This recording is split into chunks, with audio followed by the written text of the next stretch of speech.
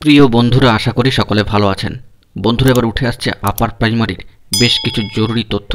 বিস্তারিত সেই সমস্ত তথ্য এই ভিডিওতে আলোচনা করছি, তাই ভিডিওটিকে অবশ্যই শেষ পর্যন্ত দেখার প্রয়োজনীয়তা রয়েছে। এবং এখনও পর্যন্ত যে সমস্ত বন্ধুরা চ্যানেলটি সাবস্ক্রাইব করেননি, অবশ্যই সাবস্ক্রাইব করে নিয়ে সঙ্গে থাকুন। বন্ধুরা, উঠে আসছে আরও একবার আপার প্রাইমারি বা উচ্চ প্রাথমিকের অত্যন্ত গুরুত্বপূর্ণ খবর।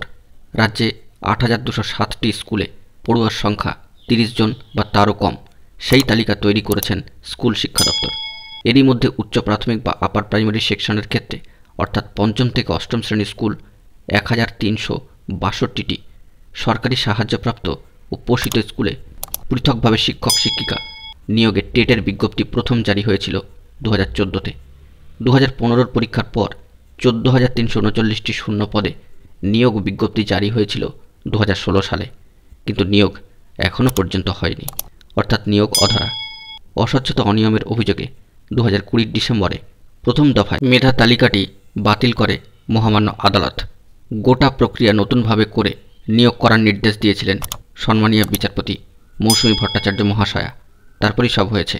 দুবার ইন্টারভিউ থেকে 3 জন এসএসসি চেয়ারম্যানও বদলে গিয়েছেন। হয়নি প্রকাশ এখনও পর্যন্ত প্যানেল এবং নিয়োগ। উচ্চ প্রাথমিকে বা আপার প্রাইমারিতে অবিলম্বে মেধা তালিকা প্রকাশ ও নিয়োগের দাবিতে ধর্মতলায় অবস্থানে পশ্চিমবঙ্গ আপার প্রাইমারি চাকরি প্রার্থী মঞ্চ। সংগঠনের তরফ থেকে সহসভাপতি সুশান্ত ঘোষের অভিযোগ, শিক্ষকের অভাবে কোথাও স্কুল বন্ধ হয়ে যাচ্ছে, তবু উচ্চ প্রাথমিকে নিয়োগ অধরা। ডিভিশন বেঞ্চে মামলা মেনশন করলেও কোনো কারণে শুনানি হচ্ছে না। আদালতের রায় থাকা সত্ত্বেও বেরোয়নি প্যানেল এখনও পর্যন্ত। এরই মাঝখানে বন্ধুরা, আমাদের একটু স্মরণ করে নেওয়া দরকার যে 2016 কলকাতা গেজেটে একটি গুরুত্বপূর্ণ রুলের কথা উল্লেখ করা হয়েছিল আপার প্রাইমারি বা উচ্চ প্রাথমিকের ক্ষেত্রে।